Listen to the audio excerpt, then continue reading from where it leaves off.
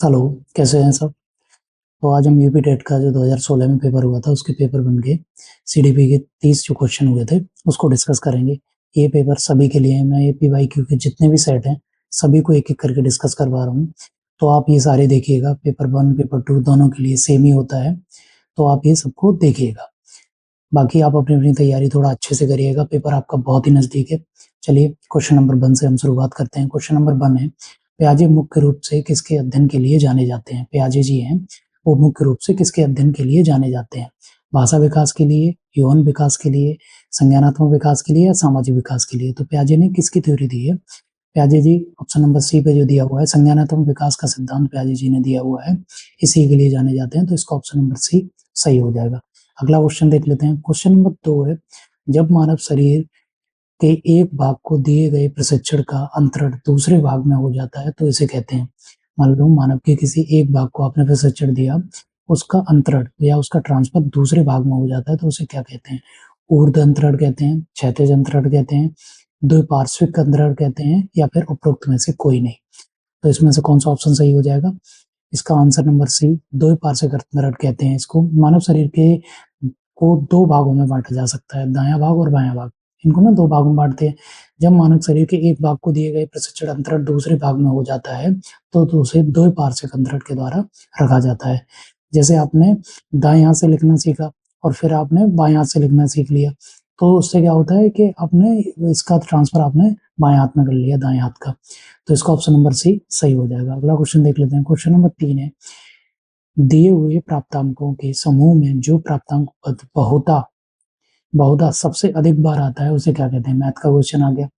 सबसे ज़्यादा बार जो आता है, उसे क्या कहते हैं? बहुलक, मध्यमान, माध्यांक या मानक विचलन? तो बहुलक, इसको बहुलक कहते हैं। जो सबसे ज़्यादा बार आता है, उसे बहुलक कहते हैं। तो जैसे कोई भी आपने श्रृंखला दी हुई होती है 2, 4, 6, 8, 10, इसमें मान लो 2 बार आ गया, तो इसका बहुलक क्या हो जाएगा? 2। तो जो ज़्यादा बार संख्या आती है, उसी को बहुलक कहते हैं। इसका ऑप्शन नंबर ए सही हो जाएगा। अगला क्वेश्चन देख लेते हैं। क्वेश्चन नंबर 4 है, क्रिया प्रसूत अनुकूलन सिद्धांत का प्रतिपादन किया। जो क्रिया प्रसूत अनुबंधन था, उसका प्रतिपादन किसने किया? पाओलोजी ने किया, स्किनर ने किया, थॉर्नडाइक ने किया या कोहलर ने किया? ये किसने किया? तो ये स्किनर जी की थ्योरी है।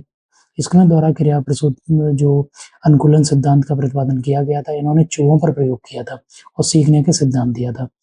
और पावलोव ने कुत्ते पर प्रयोग किया था, थॉर्नडाइक जी ने बिल्लियों पर प्रयोग किया था और कोहलर ने बंदर, जिसको आप चिंपैंजी कहते हैं, सुल्तान नाम के, उस पर प्रयोग किया था। तो कोहलर जी का सूझ का सिद्धांत था, थॉर्नडाइक जी का प्रयास एवं त्रुटि का सिद्धांत था, पावलोव जी का क्लासिकल कंडीशनिंग थी, जिसको उन्होंने कुत्ते पर प्रयोग किया था। तो इसका ऑप्शन नंबर कौन सा सही हो जाएगा? बी।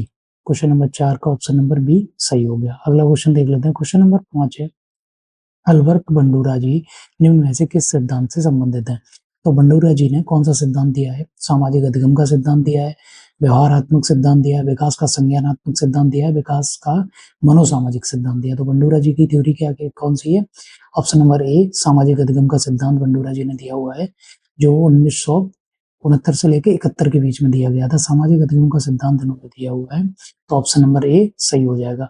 अगला क्वेश्चन देख लेते हैं। क्वेश्चन नंबर 6 है, मानसिक आयु का प्रत्यय दिया है। मानसिक आयु का जो प्रत्यय है, वो किसने दिया है? बिने या साइमन ने दिया है, स्टर्न ने दिया है, टर्मन ने दिया है या सिरिल बर्ट ने दिया है?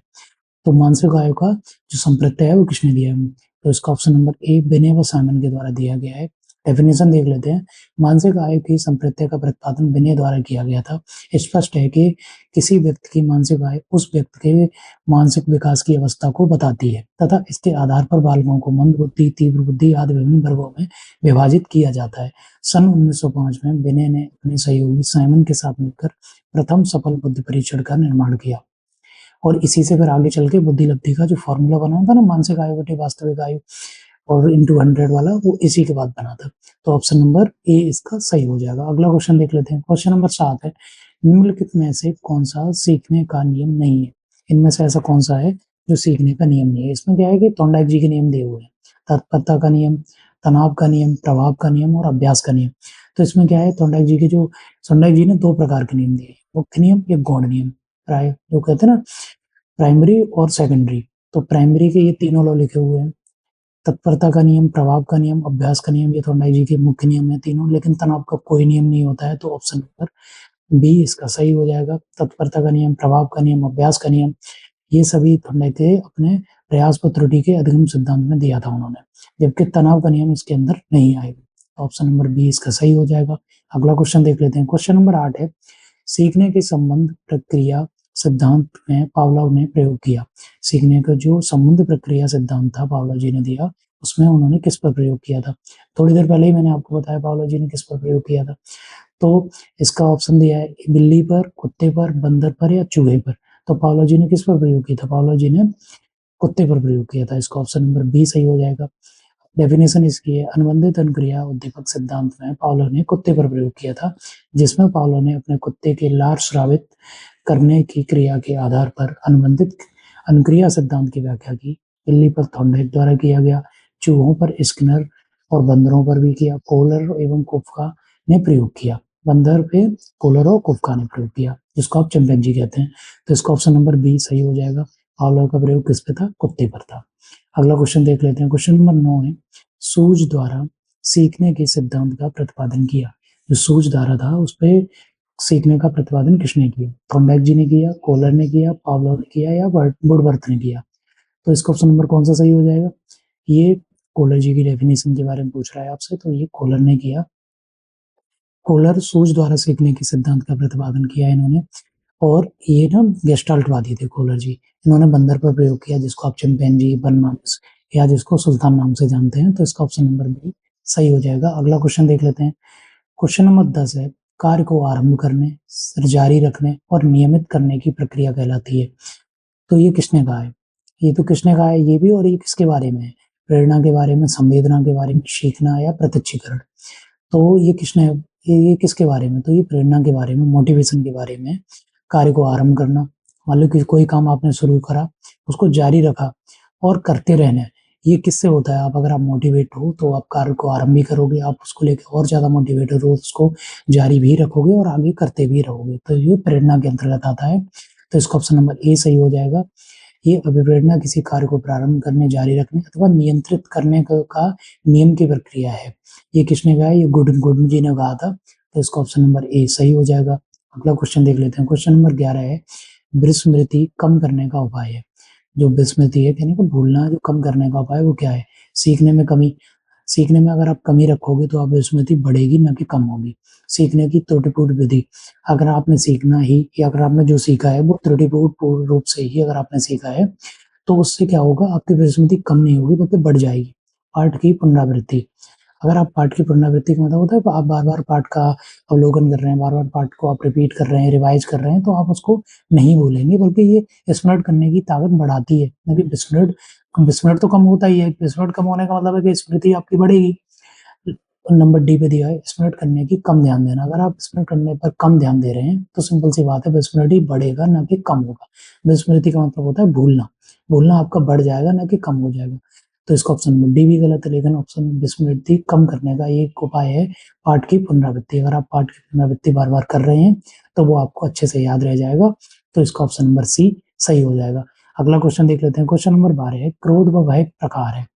क्रोध व भय प्रकार है, अभिप्रेरणा का प्रकार है, संवेग का है, परिकल्पना का है या मूल प्रवृत्ति का है। तो ये क्या है? ये आप अगर देखोगे तो आप जो मैक्डूगल जी ने 14 प्रकार की मूल प्रवृत्तियां दी थी, उसको किसी भी तरीके से वो घुमा के पूछ रहा है। ऐसा नहीं है कि केवल ये पूछ रहा है कितने प्रकार की मूल प्रवृत्तियां दी थी या क्या किया था। ये हर टाइप से उसी तरीके से पूछने का आपसे प्रयास कर रहा है। तो इसका ऑप्शन नंबर बी सही हो जाएगा। ये संवेग का प्रकार है। मैक्डूगल जी ने 14 प्रकार के संवेग दिए थे, ये उसी का एक प्रकार है, क्रोध व भय।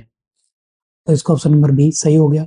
अगला क्वेश्चन देख लेते हैं। क्वेश्चन नंबर 13 है, दूसरे व्यक्ति में के बाह्य व्यवहार की नकल है।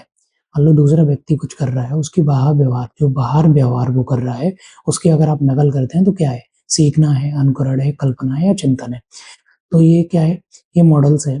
तो इसके ये किसके अंतर्गत आएगा? ये अनुकरण। आपने ना अनुकरण कर रहे हैं आप उसका, तो ये ऑप्शन नंबर बी हो जाएगा। आप दूसरे का व्यवहार की अगर नकल करके सीख रहे हैं तो क्या कर रहे हैं? आप उसका अनुकरण ही तो कर रहे हैं। तो ऑप्शन नंबर बी इसका सही हो जाएगा। अगला क्वेश्चन देख लेते हैं। क्वेश्चन नंबर 14 है, यदि पूर्व ज्ञान व अनुभव नए प्रकार के सीखने में सहायता करते हैं तो उसे कहते हैं। अगर पुराना ज्ञान आपके नए ज्ञान को सीखने में सहायता करता है तो उसको क्या कहते हैं? नकारात्मक प्रशिक्षण स्थानांतरण, सकारात्मक प्रशिक्षण स्थानांतरण, प्रशिक्षण स्थानांतरण या सीखना। तो परसेप्चुअल स्थानांतरण तो ये है ही है, पर ये नकारात्मक है या पॉजिटिव है, तो ये किसके अंतर्गत आएगा? अगर पूर्व ज्ञान जो आपने सीखा हुआ है वो आपको नए ज्ञान को सीखने में मदद कर रहा है तो ये सकारात्मक है। अगर पहला सीखा हुआ ज्ञान नए सीखे हुए ज्ञान में मदद नहीं कर रहा है तो नकारात्मक है। और अगर पुराना सीखा हुआ ज्ञान नए सीखे हुए ज्ञान में किसी भी प्रकार का ना सकारात्मक ना नकारात्मक कर रहा है तो ये अवेयरनेस के अंदर आ जाएगा।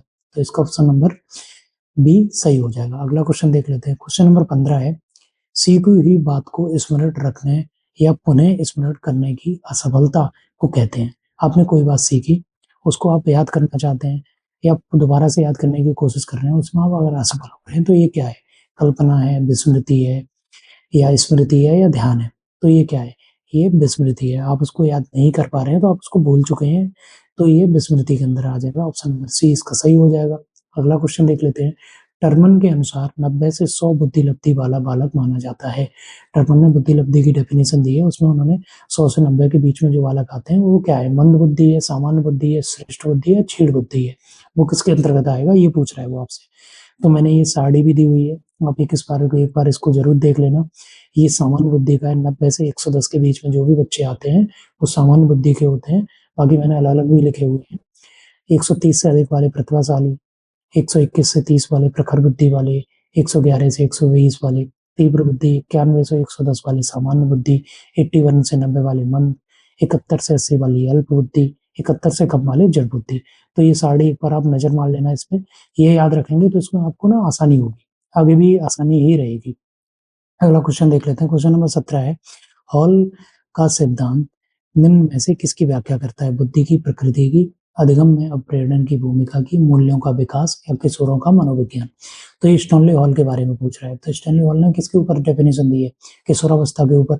तो इसका ऑप्शन नंबर डी सही हो जाएगा। स्टैनली हॉल ने 1904 में प्रकाशित अपनी एक पुस्तक एडोलेसेंस में किशोरावस्था के विकास को उन्होंने परिभाषित किया था। तो उन्होंने किशोरावस्था के ऊपर जो उनकी एडोलसेंस नाम की एक किताब भी आई थी 1904 में, उसमें उन्होंने किशोरावस्था का मनोविज्ञान के बारे में ही बात करी है। तो ऑप्शन नंबर डी इसका सही हो जाएगा। क्वेश्चन नंबर 17 का ऑप्शन नंबर डी सही हो गया। अगला क्वेश्चन देख लेते हैं। क्वेश्चन नंबर 18 है, मानव व्यक्तित्व के मनोलैंगिक विकास को निम्न में से किसने महत्व दिया है? मानव व्यक्तित्व का जो मनोलैंगिक विकास है वो किसके द्वारा दिया गया है? कमेनियस के द्वारा, हॉल के द्वारा और हॉकी बर्थ के द्वारा या फ्रॉइड के द्वारा? ये किसके द्वारा दिया है? आप पढ़ते ही समझ गए होंगे। मनोलैंगिक विकास का सिद्धांत फ्रॉइड जी की थ्योरी है। व्यक्तित्व, इसकी डेफिनेशन देख लेते हैं। व्यक्तित्व के विकास की व्याख्या के लिए सिगमंड फ्रॉइड ने सर्वप्रथम मनोविश्लेषणात्मक सिद्धांत का प्रतिपादन किया। फ्रॉइड ने व्यक्तित्व के मनोलैंगिक विकास के संदर्भ में मुख्य रूप से 5 अवस्थाओं का उल्लेख किया था, जो मैंने इस प्रकार आपको दी हुई हैं, आप एक बार देख लेना। मुखी अवस्था सबसे पहले, फिर गुदी अवस्था, फिर लैंगिक अवस्था, फिर अदृश्य अवस्था और नंबर 5 जननेंद्रिय अवस्थाओं के अंतर्गत आएगा। तो इसके इन्होंने 5 अवस्थाएं दी हैं, इनको याद रखना। कभी-कभी इनकी सीरीज पूछ लेता है, कभी-कभी कितनी दी हुई है वो पूछ लेता है, तो इसको आप याद रखिए। फ्रॉइड की थ्योरी के अंतर्गत आएगा। मनोलैंगिक विकास का सिद्धांत किसने दिया है? सिगमंड फ्रॉइड जी ने दिया है। इनका पूरा नाम सिगमंड फ्रॉइड दी है। तो अगला क्वेश्चन देख लेते हैं। क्वेश्चन नंबर 19 है, मनोविज्ञान की प्रथम प्रयोगशाला को किसने स्थापित किया? मनोविज्ञान की जो प्रयोगशाला थी उसको सबसे पहले किसने स्थापित किया? डब्ल्यू वुंट ने किया या फिर सिगमंड फ्रॉइड ने किया, पावलोव जी ने किया या वाटसन जी ने किया? तो ये किसने किया? ये वुंट जी के द्वारा स्थापित किया गया था। तो इसका डेफिनेशन देख लेते हैं। ऑप्शन नंबर ए इसका सही हो जाएगा। विलियम वुंट को आधुनिक मनोविज्ञान का जनक माना जाता है। सन 1879 में जर्मनी के लिप्जिग विश्वविद्यालय में इन्होंने मनोविज्ञान की प्रथम प्रयोगशाला की स्थापना की, जिसके बाद से ही मनोविज्ञान को अध्ययन की एक स्वतंत्र विधा के रूप में जाना। ऐसा नहीं है कि मनोविज्ञान के बारे में पहले बात नहीं हो रही थी या चर्चा नहीं करी जा रही थी, पर इन्होंने क्या करा, उसके ऊपर एक प्रयोगशाला ही बना दी। 1879 में जर्मनी की एक लिप्जिग यूनिवर्सिटी थी, उसके अंदर प्रयोगशाला की, उस पर प्रयोग करने लगे। तो इससे क्या हुआ, एक अलग से अध्ययन के रूप में इसको जाने जाने लगे, इसलिए इनको इसका जनक भी कहा जाता है। तो ऑप्शन नंबर ए इसका सही हो जाएगा। अगला क्वेश्चन देख लेते हैं। क्वेश्चन नंबर 20 है, गेस्टाल्ट मनोविज्ञान की आधारशिला किसने रखी? तो गेस्टाल्ट जो मनोविज्ञान की आधारशिला थी वो किसने रखी? फ्रॉन्ज वेंट्रोन ने रखी, मैक्स बर्थिमर ने रखी, एडगर रूबिन ने रखी या कर्ट लेविन ने रखी? तो ये किसने रखी है? तो इसका आंसर नंबर बी सही हो जाएगा। ये मैक्स बर्थिमर जो है, गेस्टाल्टवादी और भी हैं, मैक्स बर्थिमर हैं, कोहलर हैं, कोफका हैं, कर्ट कोफका कहते हैं जिनको। तो ये इन्होंने गेस्टाल्टवादी जो शाखा थी उसकी स्थापना किसने की? मैक्स बर्थिमर जी ने करी। तो इसका ऑप्शन नंबर बी सही हो जाएगा। अगला क्वेश्चन देख लेते हैं। क्वेश्चन नंबर 21 है, संगणन सिद्धांत निम्न में से किससे संबंधित है? अधिगम का सिद्धांत है, अवप्रेरणा का सिद्धांत है, स्मृति का सिद्धांत है या सृजनात्मकता का सिद्धांत है? जो संगणन का सिद्धांत है वो क्या है? तो इसकी ऑप्शन नंबर सी इसका सही हो जाएगा, ये स्मृति का सिद्धांत है। तो क्वेश्चन नंबर कौन सा था ये? 21 का ऑप्शन नंबर सी इसका सही हो जाएगा। अगला क्वेश्चन देख लेते हैं। क्वेश्चन नंबर 22 है, क्षेत्र सिद्धांत निम्न में से किस वर्ग का योगदान है? व्यवहारवादियों का, संरचनावादियों का, मनोविश्लेषणों का या गेस्टाल्टवादियों का? तो क्षेत्र सिद्धांत है वो किसका है? क्षेत्र सिद्धांत गेस्टाल्टवादियों को दिया हुआ था। ये कर्ट लेविन की थ्योरी थी। जो कहते हैं ना क्षेत्र सिद्धांत किसने दिया, तो कर्ट लेविन ने ये सिद्धांत दिया हुआ है। तो इसका ऑप्शन नंबर डी सही हो जाएगा।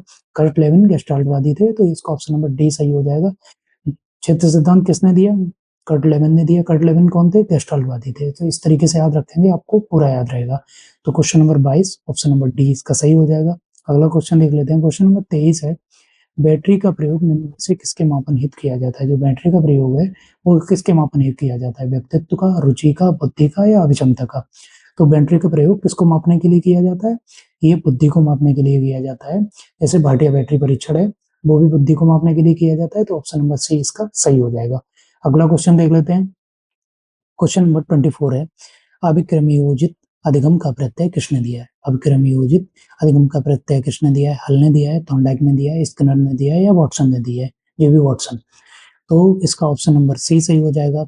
ये स्किनर जी ने दिया हुआ है। अधिक्रमयोजित अधिगम का अर्थ किसी योजना के अनुसार शिक्षण एवं अधिगम की क्रिया को साकार रूप प्रदान किया जाता है। बी.एफ. स्किनर ने वर्ष 1942 से 43 में संक्रिय अनुबंधन अनुक्रिया सिद्धांत का, क्रिया प्रसूत अनुबंधन सिद्धांत का प्रतिपादन किया, जो अभिक्रमयोजित अधिगम का आधार बना। तो इसका ऑप्शन नंबर सी सही हो जाएगा। ये डेफिनेशन भी आप याद रखना जो मैंने अभी बताई है। तो इसका ऑप्शन नंबर सी सही हो गया। अगला क्वेश्चन देख लेते हैं। क्वेश्चन नंबर 25 है, व्यवहारिक क्षमताओं में वह सापेक्ष स्थायी परिवर्तन जो कि प्रबलित अभ्यास का परिणाम होता है उसे क्या कहते हैं? व्यवहारिक क्षमताओं में वह सापेक्ष स्थायी परिवर्तन जो कि प्रबलित अभ्यास का परिणाम होता है उसे क्या कहते हैं? अधिगम कहते हैं, अवप्रेरणा कहते हैं, अभिवृद्धि कहते हैं, अभिक्षमता कहते हैं? आप देख रहे हो ये लर्निंग की डेफिनेशन।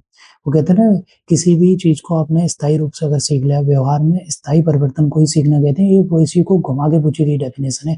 व्यवहारिक क्षमताओं में वह सापेक्ष स्थायी परिवर्तन, आप इसे समझ जाइए, जो कि प्रबलित अभ्यास का परिणाम है।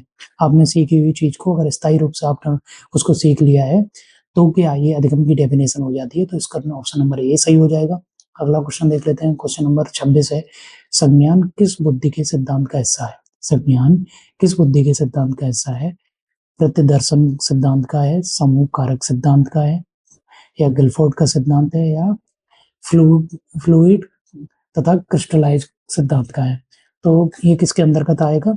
ऑप्शन नंबर सी जेबी गिलफोर्ड जी ने दिया हुआ है। जेबी गिलफोर्ड तथा उनके सहयोगी ने बुद्धि का त्रिविमीय प्रारूप प्रस्तुत किया। उनके अनुसार बुद्धि की 3 विमाएं हैं को प्रक्षेपित किया, जिनके उन्होंने नंबर 1 सामग्री, नंबर 2 संक्रिया और नंबर 3 उत्पाद।